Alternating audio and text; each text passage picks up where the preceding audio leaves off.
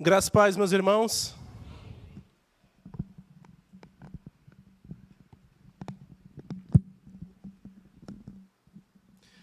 Peço que você abra sua Bíblia em Marcos, capítulo 2.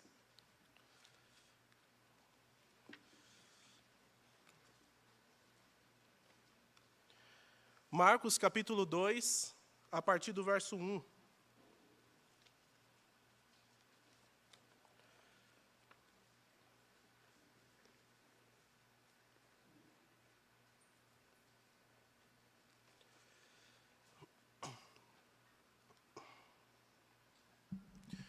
Encontraram? Diz assim a palavra do nosso Deus. Dias depois, entrou Jesus de novo em Cafarnaum, e logo correu que ele estava em casa.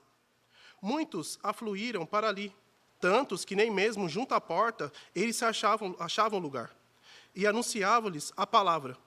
Alguns foram ter com ele, conduzindo um paralítico, levado por 4 homens, e não podendo aproximar-se dele, por causa da multidão, descobriram o eirado no ponto correspondente ao que ele estava, e fazendo uma abertura, abaixaram o leito em que jazia o doente. Vendo-lhes a fé, Jesus disse ao paralítico: Filho, os teus pecados estão perdoados. Mas alguns dos escribas estavam sentados ali, e arrazoavam em seu coração: Por que fala ele deste modo? Isso é blasfêmia. Quem pode perdoar pecados, senão um que é Deus? E Jesus, percebendo logo por seu espírito que eles assim arrazoavam, disse-lhes: Por que arrazoais sobre estas coisas em vosso coração? Que é mais fácil? Dizer ao paralítico: Estão perdoados os teus pecados? Ou dizer: Levanta-te, toma o teu leito e anda? Ora, para que saibais que o Filho do Homem tem sobre a terra autoridade para perdoar pecados, disse ao paralítico: Eu te mando, levanta-te, toma o teu leito e vai para a tua casa. Então ele se levantou e, no mesmo instante, tomando o leito, retirou-se à vista de todos, a ponto de se admirarem todos e darem glória a Deus, dizendo: Jamais vimos coisa assim. Até aqui a palavra do Senhor. Diante dessa leitura, meus irmãos, o tema do meu sermão é: Jesus tem poder para perdoar pecados. Oremos. Pai Santo, mais uma vez estamos diante da sua presença, reconhecendo a nossa miséria, as nossas falhas e as nossas limitações. Que por meio dessa palavra o Senhor venha nos encorajar, nos fortalecer, fazer com que nós amemos mais o Senhor e odiemos o pecado. Seja conosco, que saiamos daqui cheios do Teu Espírito Santo. Nos dê iluminação para compreender as verdades desse texto. Em nome de Jesus nós oramos. Amém. Meus irmãos, há muitas frases que alegram o nosso coração, que nos consolam ou também que nos deixam muito emocionados. Por exemplo, imagine um pai ao saber que vai ser pai. A mãe chegar e falar assim: eu estou grávida. Deve ser muito emocionante, deve ser uma alegria muito grande. Ou para um jovem, adolescente, você passou em tal universidade. Você deve ficar muito feliz com isso. Ou uma mulher, você está grávida. Isso deve alegrar o nosso coração. E tantas outras frases, mas eu tenho por mim que a frase que mais nos alegra, que mais nos encoraja e nos deixa emocionados é: Samuel, os seus pecados estão perdoados. Não há frase melhor, mais alegre, mais sublime do que essa. Saber que os nossos pecados estão perdoados. A ponto, meus irmãos, de não somente isso, porque a partir do momento que você sabe que os seus pecados estão perdoados, você não vive mais para Ele, mas você vive em novidade de vida. Você vive agora como uma nova criatura em Cristo Jesus. Semelhantemente, Marcos, no episódio que acabamos de ler aqui, ele tem como objetivo mostrar que Jesus não é um curandeiro, como alguns pensam, ou um mestre por excelência, ou um exorcista bem-sucedido, mas o próprio Deus encarnado, que tem poder para perdoar pecados e transformar vidas. E é isso que eu quero ver com vocês. Mas antes de expor esse texto, vejamos alguns pontos à guisa de introdução. Primeira coisa que eu quero ver com vocês aqui é o contexto em que está inserida essa passagem. Marcos, no capítulo 1, o objetivo dele é mostrar que Jesus, ele é superior a João Batista, que ele é superior a mestres, curandeiros, a exorcistas, que ele é o próprio Filho de Deus encarnado.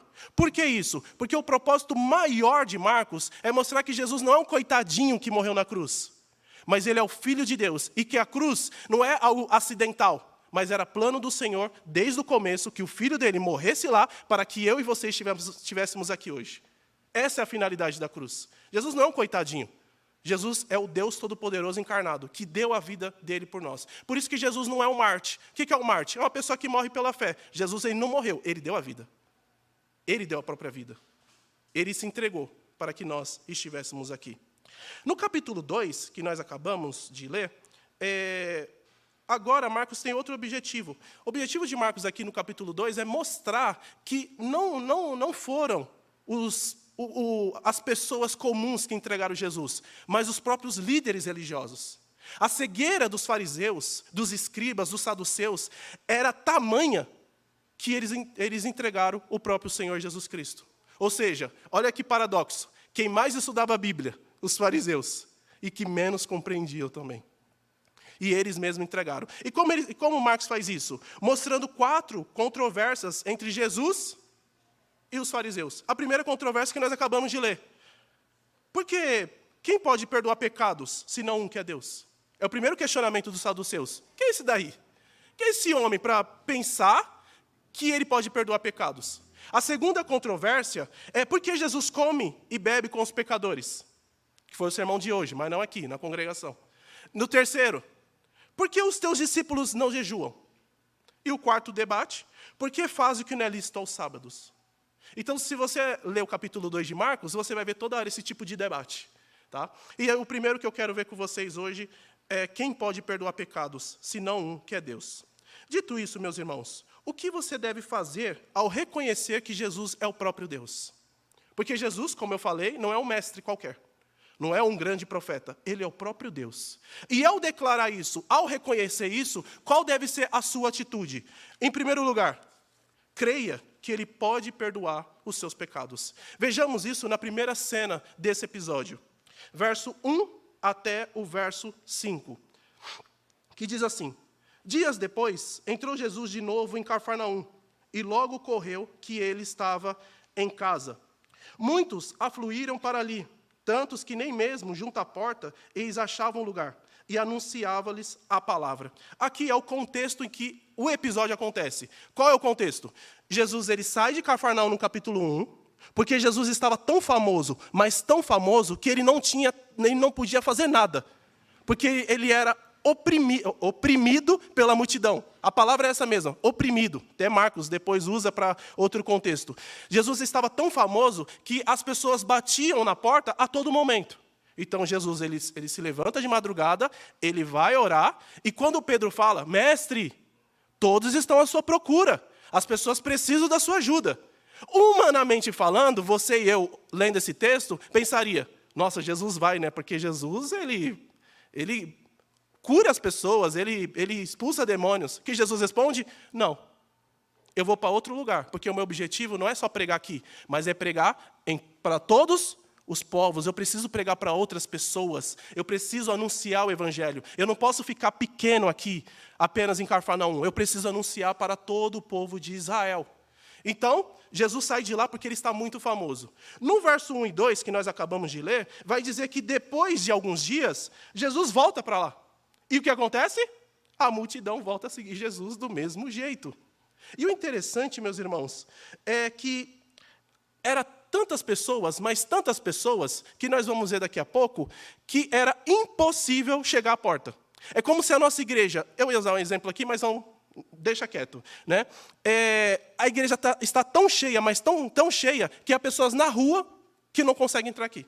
Esse é o cenário, esse é o contexto em que acontece esse milagre.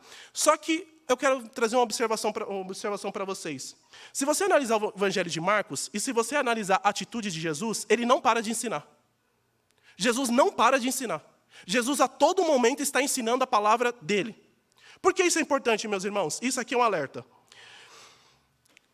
Nós temos quantas atividades na igreja? Nós temos o estudo de quarta-feira, estou falando os oficiais, tá? Porque eu sei que tem as visitas, tudo. Nós temos o nosso trabalho de quarta-feira, nós temos a reunião de sexta-feira, e nós temos o culto, temos a IBD e temos o culto. Coloca isso em horas.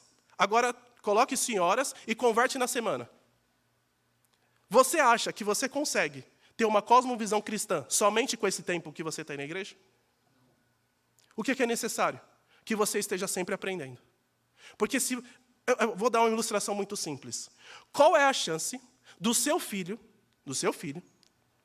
que fica numa escola pública, eu vou falar pública, tá? Porque nem todas aqui têm condições de colocar numa escola particular e uma escola convencional. Então, o normal é que as crianças estudem numa escola pública. Qual é a chance dessa criança que estuda numa escola pública ter uma cosmovisão cristã, sendo que a cosmovisão da escola é totalmente outra? Qual é a chance? É mínima, é por graça. Se uma criança que se torna adolescente, depois um jovem, sai da escola cristão, é graça.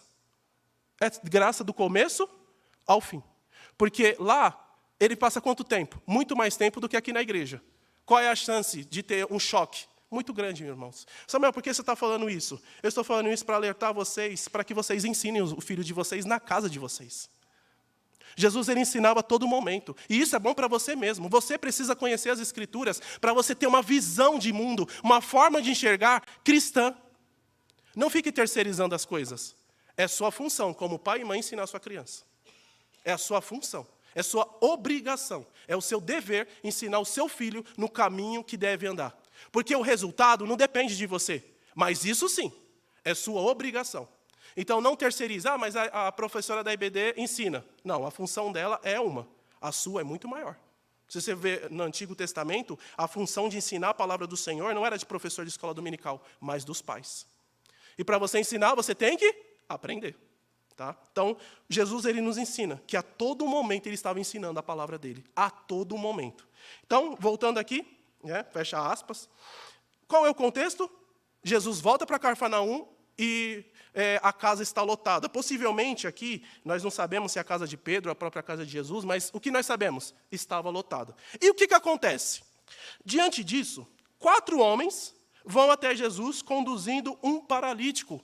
O verso 3 vai dizer isso. Então, 4 homens, nós não sabemos de onde, possivelmente também de Cafarnaum, eles pegaram o amigo dele, o amigo que era paralítico, e levaram até Jesus.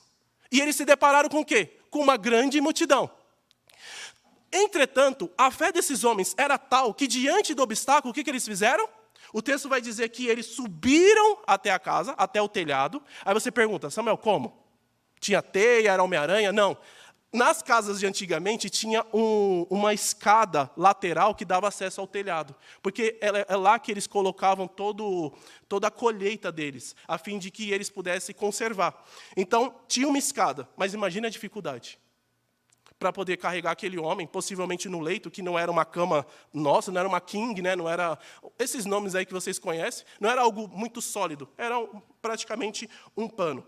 Então, esses homens, eles vão até Jesus, levam o homem até ele, destelham a casa e eles possivelmente calcularam e colocaram o paralítico exatamente onde estava Jesus.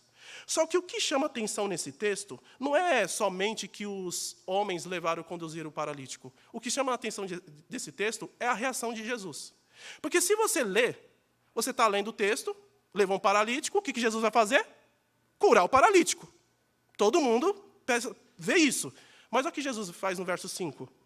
Vendo-lhes a fé, disse ao paralítico, filho, os teus pecados estão perdoados. Estranho, né? Os amigos levaram para uma coisa. E Jesus está fazendo outra? Simples. Ele sabe o que é necessário para mim e para você, mais do que você mesmo. Aquele homem não precisava de uma cura. Ele precisava ser perdoado por Jesus Cristo. Porque isso, meus irmãos, é mais elevado do que curas físicas. Porque se você entrar no céu sem um braço, você pelo menos entrou no céu. Porque você está perdoado. Por que eu estou dizendo isso? Porque nós queremos muito mais, nós queremos muito a solução dos nossos problemas aqui e agora. Então tudo tem que ser resolvido aqui e agora. O que Jesus está ensinando? Não, o perdão dos pecados é eterno. Você vai viver comigo eternamente. É isso que Jesus está dizendo aqui. Ele está mostrando que o que o paralítico precisava em primeira e de mais necessidade não era a sua cura, mas ser perdoado dos pecados dele. Porque importa muito mais que você entre no céu, todo despedaçado, mas você entre, do que todo são cheio de pecado. É isso que Jesus está ensinando aqui. Então você pode ser uma pessoa muito bem, perfeitinha, saúde, né? Toda forte. Se os seus pecados não estiverem perdoados em Cristo Jesus, de nada vale. Você vai perfeitinho para o inferno. Você vai perfeitinho para o inferno. Vale mais você todo prejudicado. Como? Sara. Vale mais você todo prejudicado, sem um braço, sem uma perna, independente, mas perdoado, do que todo perfeitinho indo para o inferno. É isso que Jesus está ensinando aqui. E aqui, meus irmãos, já quero trazer algumas lições, 4 lições, 5, melhor dizendo. Primeira lição que eu quero tirar desse ponto: tenha bons amigos, porque eles aproximarão você do Senhor. Meus irmãos, selecione bons amigos, tenha pessoas cristãs, para aproximar você do Senhor. Você deve ter pessoas que falem a verdade para você. Porque essa é a finalidade. Porque sabe aquela pessoa, ele é meu amigo, eu não vou falar para ele a verdade. Isso não é amizade. Se eu estou errado, e a pessoa está vendo que eu estou errada, e ela se diz a minha amiga, qual é o normal? Que ela me fale. A fim de quê? De que eu me corrija e volte para o Senhor. Essa é a finalidade. Eu tenho que ter bons amigos para isso. Olha o exemplo de Daniel. Daniel é Daniel por causa do Senhor, mas também por causa dos seus amigos. No momento de dificuldade, ele foi recorrer a quem? Aos seus amigos, a fim de que eles orassem juntos. Agora, não tem amigos como Josafá, Acabe. Coloca minhas suas vestes aqui, porque as minhas vestes, porque é melhor para você. Qual era o propósito? Que Josafá morresse no lugar de Acabe, né? Isso não é amigo. Né? É a mesma coisa de eu chegar e falar, pastor Flávio, o senhor pode colocar meu terno? Porque eu vou passar por uma rua e eu não quero usar o meu terno, o senhor pode usar? Aí vai lá e morre, porque aí o pessoal me confunde com a roupa. É mais ou menos isso. Isso não é amigo. Ele quer o seu mal. Tá? Segunda coisa, seja um bom amigo. Não queira somente ter, mas seja. Você tem que ter você tem o objetivo de fazer com que a pessoa se aproxime do Senhor. Busque o Senhor. Não seja uma pessoa que, como eu posso dizer, é que a nossa cultura, o bem-estar da pessoa, ele é superior à verdade. Então, por exemplo, eu não vou falar aquilo porque eu posso chatear a Verônica. E se eu chatear a Verônica, ela não vai falar mais comigo. A nossa cultura é assim. A nossa cultura é, a verdade eu deixo de lado, porque o importante é que você se sinta bem. Não, meus irmãos, se você está em pecado, é impossível que você se sinta bem consigo mesmo. É impossível. Se você está em estado de pecado, se você está em estado de tropeço, é impossível que você se sinta bem consigo mesmo. Olha Davi. Davi, quando ele fala, Senhor, não tire de mim o teu espírito, não está falando de salvação. Ele está falando de 2 coisas. Primeiro, do seu reinado. Segundo, a certeza da salvação. Por quê? Porque ele não se sentia bem consigo mesmo. Era necessário que ele que não tirasse a certeza da salvação e do seu reinado, a fim de que ele se sentisse bem consigo por causa do Senhor, não por causa dele mesmo. Porque é impossível que você, no seu estado natural, se sinta bem com você mesmo. Somos pecadores, irmãos. Ninguém aqui é perfeito. Todos nós pecamos. E é interessante que, até o professor do seminário, ele brinca bastante com isso, que se eu contar uma mentira, vai falar, é uma mentira, né? Mas se fulano contar uma mentira, nossa, você viu como ele é pecador? É a mesma coisa. Então, para mim, a régua é baixa, mas para o outro a régua é alta. Não, meus irmãos, nós somos pecadores. E é impossível que você se sinta bem consigo mesmo, sem Jesus Cristo. Você consegue só se sentir bem consigo, porque você foi perdoado por Ele, regenerado, justificado e santificado pelo Senhor. E como você pode ser um bom amigo? Simples, apresente seus amigos ao Senhor. Aí você fala, Samuel, você está falando então que eu tenho que pegar o meu amigo, colocar num leito e trazer até aqui? Não, faça uma coisa que o João Marcos nos ensinou, coloque no altar de Deus. Apresente de forma espiritual no altar do Senhor. Ah, mas meu amigo não é crente. Coloque no altar do Senhor. Apresente o seu amigo a Ele. Ah, meu amigo não está bem. Ele está em estado de queda. Coloque no altar do Senhor. Quem é que pode restaurar o homem? Eu? O pastor? Só o Espírito Santo que pode restaurar o homem. Eu não tenho essa capacidade. O máximo que eu consigo é ensinar a palavra do Senhor. É expor a palavra do Senhor. Agora, o efeito que vai causar no coração de vocês não depende de mim. Depende do Espírito Santo. E, em certa parte, de você também. Porque se o que eu estou falando aqui, você depois deixar ser arrancado por Satanás, é uma culpa que é sua, não é minha. O que eu passo para cá, para vocês, como palavra do Senhor, é o que eu passo. Agora, o que você vai fazer com isso depois, não cabe a mim. Não cabe a mim, cabe a você. O que você vai fazer com o que eu estou falando agora? Tá? Terceira coisa. Não pare diante dos obstáculos. Esses homens não pararam. Nós gostamos muito de qualquer coisa, já parar no meio do caminho. Como o preguiçoso, né, em Provérbios. Ah, tem um leão lá fora, nem vou trabalhar hoje. Não, meus irmãos. Sabe por que nós gostamos de ler homens como José? Sabe por que nós gostamos de ler sobre homens como Abraão, Moisés? É porque eles venceram os obstáculos. Ah, eu sei, é a graça do Senhor. É verdade, mas quem foi? Eles. Da mesma forma, nós temos que ser assim, irmãos. Temos que vencer os obstáculos, temos que passar por eles. Temos que ter uma fé verdadeira. Porque a igreja está cheia de pessoas crentes nominais. O que é um crente nominal? Ele se denomina crente, ponto final. Agora, outra coisa é você ser crente de verdade. Aí é outra coisa. É uma pessoa que se diz crente e vive como crente. Aí é diferente. Tem uma diferença muito grande entre um e outro. O outro fica só na esfera da fala. O fariseu é um crente nominal. Era um judeu nominal, né?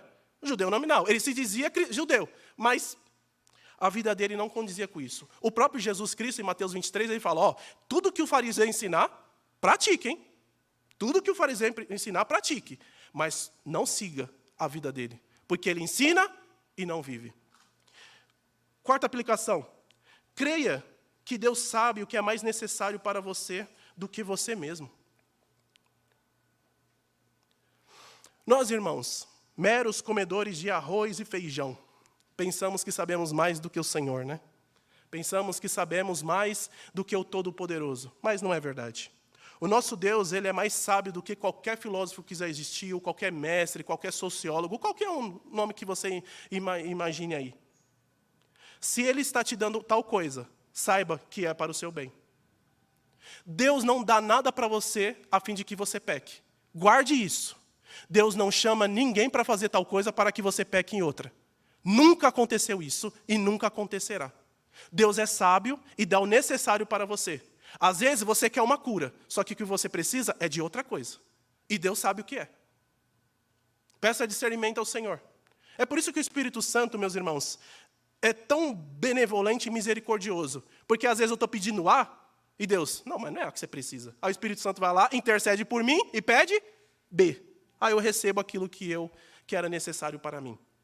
Por fim, saiba que o perdão dos pecados é pela fé, não pelo que você sente. Meus irmãos, se tem uma coisa na qual nós pecamos, é isso. Pensar que o perdão dos nossos pecados é pelo sentimento e não pela fé. Vou dar um exemplo. Na segunda eu estou bem com Deus. Acordei, fiz minha devocional, glória. Aí depois, estudei as coisas do seminário e fui bem também, glória. Aí, tive um tempo com a Pâmela, nós conversamos, tudo, muito bom também. Aí vou para o seminário, a aula é maravilhosa, tudo bom. Nossa, como eu sou perdoado em Cristo Jesus. Deus é maravilhoso. Olha como Deus é bom. Aí chega a terça. Aí acorda com dor de cabeça. Aí o dia, sabe aquele dia que parece estar truncado? Né? Parece que o céu está de bronze. Aí o dia está truncado, nada dá certo. A devocional, você fala, nossa, Deus não está falando comigo. Aí vai estudar as coisas do seminário, não entende nada que o livro está falando, pede graça a Deus, não vai. Aí você faz todas essas coisas. Chega no final do dia, sabe o que você vai pensar? Nossa, realmente será que Deus me ama mesmo? As coisas estão dando erradas. Sabe por quê? Você está se baseando no seu sentimento. E não é o sentimento, é a fé. É pela fé que nós somos justificados pelo Senhor, não pelo que eu sinto. Sabe por quê? Porque o seu sentimento é mutável toda hora. No dia você não está bem, depois você está ruim, depois você está bem, depois você está ruim. Imagine se a nossa salvação dependesse disso. Rapaz, ninguém aqui está. Ninguém estaria aqui. Ninguém estaria aqui. O perdão dos nossos pecados, meus irmãos, é pela fé. Creia nisso. Creia que você é perdoado pelo Senhor. Creia que todos os seus pecados, os passados, os presentes e os futuros, estão perdoados em Jesus Cristo. E viva à luz disso. Esse é o objetivo. Segundo lugar, ao declarar que Jesus é o próprio Deus, você não deve somente crer que Ele perdoa o pecado, mas também creia que Jesus tem poder para mudar a sua vida. Versos 6 a 12. Vejamos a segunda cena desse episódio. Mas alguns dos fariseus estavam sentados ali e arrazoavam em seu coração. Por que fala ele deste modo? Isso é blasfêmia. Quem pode perdoar pecado, senão um, que é Deus? Então, o que acontece? Jesus, ele diz ao paralítico, filho, os teus pecados estão perdoados. O que o fariseu faz? Possivelmente, o fariseu, depois do capítulo 1, eles começaram a seguir Jesus. Para quê? Porque eles eram bonzinhos? Porque eles gostavam de ensinamento? Não, para poder criticar. Então, eles pegavam o papelzinho, é conjectura, tá? Mas eles pegavam o papelzinho, vamos ver o que esse homem vai fazer hoje. E ficavam anotando as falhas de Jesus, para depois acusá-lo e depois prendê-lo. Então, qual é o questionamento dos fariseus? O questionamento é o seguinte, só Deus pode perdoar pecados. Esse homem está perdoando pecados? Isso é blasfêmia. Pergunta, o fariseu está errado na teologia deles? Não, é verdade. Pela primeira vez o fariseu está certo. É verdade, o que o fariseu está falando é verdade. Somente Deus pode perdoar pecados. Eu não posso, o pastor Flávio não pode. Nós não temos esse poder de perdoar pecados. O que eu posso fazer é declarar que em Jesus Cristo, porque você reconheceu a sua miséria e creu nele, os seus pecados estão perdoados. Eu posso fazer isso. Mas eu chegar e falar, eu estou perdoando os seus pecados, quem sou eu? Quem sou eu? Eu não sou ninguém. Quem pode fazer isso? Deus. Então os fariseus estavam certos. Então qual é o erro dos fariseus? Simples. Eles não reconheceram que aquele homem, que acabara de falar que os seus pecados estão perdoados, ele é o próprio Deus. Esse foi o erro dos fariseus. Eles estavam cegos. E eles não entenderam que aquele homem era o próprio ser divino. E Jesus, interessante, é que Jesus, percebendo logo por seu espírito, que eles arrazoavam, disse-lhes, por que arrazoais sobre estas coisas em vosso coração? Se você analisar o texto, você percebe que o fariseu não fala, os escribas não falam. A ideia é que eles falam no coração, no íntimo. Então, possivelmente, na hora que Jesus fala, um olhou para o outro e estranho, né? Claro, não falaram, mas estranho. Jesus, ele não viu isso. Mas Jesus, por ser divino, ele sabia o que passa no coração deles. Por quê? Porque Jesus, na qualidade de Deus, sendo Deus, ele sabe o que passa em nosso coração. Ele sabe as intenções do seu coração. Às vezes nem você sabe, irmãos. Às vezes eu estou fazendo alguma coisa e eu falo, nossa, por que eu estou fazendo isso? Não é verdade? Às vezes a gente está fazendo uma coisa e a nossa vida aqui em São Paulo é tão ativista que você nem sabe mais o que você está fazendo. Você está fazendo por estar fazendo. E vai fazendo. A ideia é que você só fica fazendo as coisas. E Jesus, ele olha para aqueles homens e diz, o que é mais fácil? Dizer ao paralítico, estão perdoados os teus pecados? Ou dizer, levanta-te, toma o teu leito e anda? Interessante que Jesus não usa o verbo fazer. Ele usa o verbo dizer. Porque dizer é mais fácil. E aqui eu vou explicar para vocês.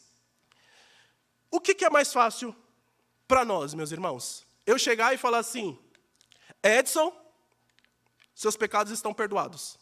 Ou eu dizer, eu estou curando você. O que é mais fácil falar? O primeiro. Por quê? Porque não tem verificação. Se eu disser ao Edson que os pecados deles estão perdoados, quem é que pode verificar? Deixa eu ver, analisar aqui o braço dele para ver se ele está perdoado. Ninguém. Ninguém. Agora a cura sim. Se eu falar, Edson, levanta-te, toma o teu leito e vai, se isso não acontecer, eu estou mentindo. É esse o argumento de Jesus. Ele, interessante. Interessante. Por quê? Porque isso aqui é importante. Como o judeu entende a doença e o pecado como causa e efeito. Então, por exemplo, por que esse paralítico ele está como paralítico? Simples, porque ele pecou. Eu estou quase ficando resfriado. Por quê? Porque eu pequei. Quem está enfermo aqui? É porque pecou. Essa é a visão dos judeus. Não de todos, tá? Mas principalmente dos fariseus. Samuel, como você consegue provar isso? João 9. Quando eles olham o cego de nascença e falam, Senhor, quem pecou para que ele estivesse assim? Então, qual é a cabeça do judeu? Causa e efeito. Olha o que Jesus vai fazer. Jesus tomando isso como verdade, embora não seja, nós sabemos disso, nós sabemos que não é isso. Às vezes você está enfermo, porque está enfermo mesmo, é normal, contingência da vida. É contingência. Ou seja, se você sair na chuva aí, falar, vou tomar banho de chuva, sem camisa, você vai ficar doente. É pecado? É, da burrice, mas você fica doente, não é verdade? Se você ficar andando descalço, você vai ficar resfriado. É verdade, tá? Se você é uma pessoa que fuma, a tendência é que você tenha alguma doença. Porque é algo, aí sim, a causa aqui não é o pecado, o pecado da pessoa, é porque fumou. Aí se é pecado ou não, aí nós podemos ter uma aula. No contexto em que nós vivemos, sim, tá? Então, se você fuma, para de fumar, tá bom?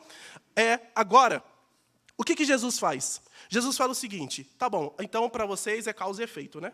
Então, para que o Filho do Homem, verso 10, para que saibais que o Filho do Homem tem sobre a terra autoridade para perdoar pecados, disse ao paralítico, eu te mando, levanta-te, toma o teu leito e vai para a tua casa. Vocês querem saber se ele foi perdoado, né? Levanta, paralítico, levanta. Porque qual é o pressuposto? Se ele levantou, é porque os pecados foram perdoados. Então Jesus pega a visão dos escribas e aplica a realidade. Vocês querem saber quem eu sou? Eu sou o próprio Deus. E aqui eu vou usar uma lógica que é muito clara. Acho que vocês já viram isso na escola, mas eu vou explicar. Só Deus pode perdoar pecados. Correto? Jesus perdoa pecados. Logo, Jesus é Deus. Essa é a lógica. E uma vez que ele é Deus, pode ver que os escribas somem, né? Dessa passagem. Agora eles não vão mais aparecer. Qual é o resultado, meus irmãos? O resultado é que, verso 12. Então ele se levantou e no mesmo instante, tomando o leito, retirou-se à vista de todos, a ponto de se admirarem todos e darem glórias a Deus, dizendo, jamais vimos coisas assim. Então são duas reações. A primeira, o milagre acontece. Aquele homem levanta de fato. Interessante que fala no mesmo instante. Por que isso é interessante, meus irmãos? Porque hoje, o que nós observamos são os curandeiros por fases, né? Então, a pessoa fala assim, Paulo, você está curado. Só que ele sai mancando. Não, mas fala, não, mas na segunda já está melhor. Aí depois ele vai ser curado de novo. O que está mostrando? Que quando Jesus cura, ele cura de verdade. Não tem esse disse-me-disse. Ou será que ele foi curado ou não? É visível, dá para ver que Jesus o curou. Aquele homem salta e pega o leito dele e vai embora. Essa é a primeira reação. Acontecendo o quê? Uma mudança de vida. Aquele homem foi perdoado pelo Senhor e agora ele vive em novidade de vida. Agora ele não vive mais como uma pessoa que depende das outras para se chegar ao Senhor. Agora ele mesmo pode se chegar ao Senhor. É claro que aqui é no sentido físico, mas eu estou falando no sentido espiritual. Uma vez que você é perdoado por Deus, você tem acesso a Ele. E se você tem acesso a Ele, o que você está fazendo com isso? Porque eu acho que eu falei para vocês isso na semana passada. Semana passada. Muitas pessoas ficam felizes quando conversam com alguém famoso. Algum jogador, algum artista. É como se a vida da pessoa mudasse, né? E você tem a oportunidade de falar com o Rei da Glória e não fala. Você tem a capacidade de poder de lidar com ele, de falar com ele, e não fala. Há um pastor coreano que o presidente, eu não sei, agora, história é complicado, né? Vai se perdendo os detalhes. Mas qual é a essência da história? Um pastor da Coreia, não sei se o presidente da Coreia, eu acho que sim, o presidente da Coreia, ligou para a secretária e falou assim, eu quero falar com um pastor fulano de tal. E a secretária falou assim, não, ele está orando. Ele está orando. Aí ele falou assim, não, mas você sabe quem está falando? Aí a secretária falou assim, sei, é o presidente. Aí ele falou assim, então, mas você sabe com quem ele está falando? Com o Senhor do Universo, com o Rei da Glória, com Todo-Poderoso, com aquele que colocou o rei lá. Nós temos esse privilégio, meus irmãos. Por que nós não nos aproximamos do Senhor de maneira adequada? Sua vida foi mudada, você foi perdoado pelos seus pecados. Se isso não emociona você, desculpa, você está morto. Você está muito apático. Se saber que você foi perdoado pelo Senhor não emociona, não comove você, não faz com que você mude de direção, que vive arrependimento e conversão, tem uma coisa errada. Não é normal. Não é normal. Dito isso, meus irmãos, quais são as lições que nós podemos tirar aqui? Antes disso, eu não mencionei a segunda reação. A segunda reação é que o povo se admirou e dava glórias a Deus. Aqui fala como eles fizeram isso, dizendo, jamais vimos coisas assim. A ideia disso aqui nossa, nós nunca vimos e nem lemos sobre isso. Ou seja, o Antigo Testamento não fala disso. Então Jesus realmente é diferente. Porque Elias, Eliseu, Moisés, Joel, Daniel, todos os profetas, nenhum chegou a alguma pessoa e falou, eu perdoo seus pecados. Nenhum. Então esse homem é diferente. E o povo ficava assim, quem é esse homem, né? E só vão saber depois, e mesmo assim vão querer crucificá-lo, né? Então, quero tirar aqui 3 lições e depois conclusão. Primeira, não seja incrédulo quanto ao ser de Cristo. Creia no que ele diz que é. Ele é o próprio Deus encarnado. Não fique limitado. Sabe qual é o problema, meus irmãos? É que Deus nos criou a sua imagem e semelhança. Isso não é problema, isso é bom, tá? O problema é que nós queremos moldar a Deus a nossa imagem e semelhança. Esse é o problema. E você não deve fazer isso. Você deve chegar a Deus pelo Deus da Bíblia. O Deus da Bíblia. Eu sei que muitas pessoas desconhecem o Deus da Bíblia. Elas têm o Deus que ela criou, né? Eu conheço uma pessoa que ela fala assim, eu só leio Provérbios. Oxe, por quê? Porque pelo menos ali Deus não fica falando que vai destruir essas coisas, né? Eu falei, rapaz, interessante, né? Você criou seu Deus, né? Existiu um herege no século II, III, por aí, chamado Marcião. Esse Marcião, o que ele fez? Ele pegou algumas partes da Bíblia, da qual ele gostava, e ele fez uma Bíblia para ele. Vou pegar aqui, eu gostei do Gênesis 1. Gênesis 1 é bom. Eu gostei de João 1. João 1 também é bom. E ele foi pegando o que ele gostava. Aí ele fez da Bíblia a sua imagem e semelhança. Qual é o problema? Que não é Deus. Ele está criando uma figura de Deus, mas não é o próprio Deus. A nossa função é conhecer o Senhor. Ou seja, se Jesus está dizendo que é Deus, você tem que crer em quê? Que Ele é Deus. Você não tem que ser incrédulo, como os saduceus. Jesus Cristo é o Deus encarnado. Co-igual ao Pai, co-eterno, todo-poderoso, onisciente, onipresente, absoluto, imutável, glorioso. Esse é Jesus. Não pense diferente disso. Segundo, agora perdoado, vive em obediência ao Senhor. Pode ver que o paralítico obedeceu ao Senhor, né? Ele pegou o leito e foi embora. Ele poderia ficar ali, né? Já que está ensinando, eu vou continuar. Eu quero saber mais, né? Agora, não. Ele obedeceu, porque o Senhor Jesus pediu. Então, meus irmãos, agora que você nasceu de novo, se for perdoado, viva em novidade de vida. Alguém poderia perguntar, Samuel, por que toda vez que você prega ou você dá aula, você fala de novo nascimento e regeneração? Porque é a coisa mais importante da sua vida. É a coisa mais importante. Interessante que muitos pais, por sua cosmovisão e sua limitação, investem nos seus filhos muito em educação. Não está errado. Querem que seus filhos sejam advogados, médicos, tudo isso. Não é verdade?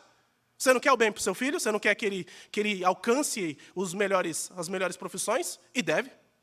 Mas eu não vejo nenhum pai investindo no filho quanto à teologia. Quanto ao estudo da Bíblia. Eu não vejo. Por quê? Inverteram, né? Nós invertemos as coisas. É mais importante que meu filho seja bem-sucedido na universidade e na vida do que ele seja um crente de fato. Pensemos nisso, irmãos. Pensemos nisso. Se nós queiramos uma sociedade cristã, madura, precisamos investir nas nossas crianças, né? Nos nossos adolescentes. Precisamos investir. Então, reflita nisso. O quanto você tem investido no seu filho quanto às coisas que são boas. Eu não estou falando, nossa, a partir de hoje eu vou tirar meu filho da faculdade e vou colocar no curso de teologia. Samuel não está falando isso. Mas quanto você investe na teologia, no conhecimento de Deus para o seu filho. Porque, em última instância, é isso que importa. Esse é o conhecimento verdadeiro. O restante são derivações. São boas? Claro que sim, mas são derivações. Por fim, dê glória a Deus por tudo que Ele tem feito em sua vida. Se tem um sentimento que nos impulsiona a viver em santidade, é a gratidão, é a glória ao Senhor. É como eu costumo usar esse exemplo. Se alguém perdoar uma dívida sua de 3 trilhões, você não consegue chegar para a pessoa e falar, muito obrigado, valeu, hein? Não, você não consegue. Você quer fazer mais por ela. Quer fazer um bolo, não, eu vou fazer tudo o que você quiser agora. Não é esse sentimento que nós temos de gratidão? O nosso sentimento não é só, beleza, viu? Beleza. Muito bom você ter perdoado minha dívida de 3 trilhões. Não. Você quer fazer mais. Agora imagine, 3 trilhões dá para pagar. Imagine os seus pecados, que nenhum homem pode pagar, exceto Jesus Cristo. O quanto isso motiva você a gratidão e a glória e também a obediência. Conclusão, meus irmãos. Vimos que, ao declarar que Jesus é o próprio Deus encarnado, você deve crer que Ele tem poder para perdoar os seus pecados e poder para mudar a sua vida. E isso é maravilhoso. Entretanto, lembre-se disso. Presta atenção agora. De que é somente no céu, que seremos livres de todo o pecado. Aqui, nós somos perdoados. E Deus nos dá força para lutar contra o pecado. Mas é somente no céu que você é livre dessa peste, chamada pecado. Portanto, deseje, como o apóstolo Pedro fala, deseje intensamente esse dia com todas as suas forças. Deseje o céu, meu irmão. Porque hoje, eu não posso fazer aqui uma pregação. Se fosse aula, eu abriria só para ouvir a resposta. Qual foi a última vez que você ouviu um sermão sobre o céu? Parece que nós queremos todos os nossos problemas aqui agora, né, para solucionar. Não. É no céu. A nossa morada é no céu. É lá que nós não teremos o pecado que tanto nos assedia, que tanto nos envergonha. É lá no céu que você vai estar livre para adorar a Deus.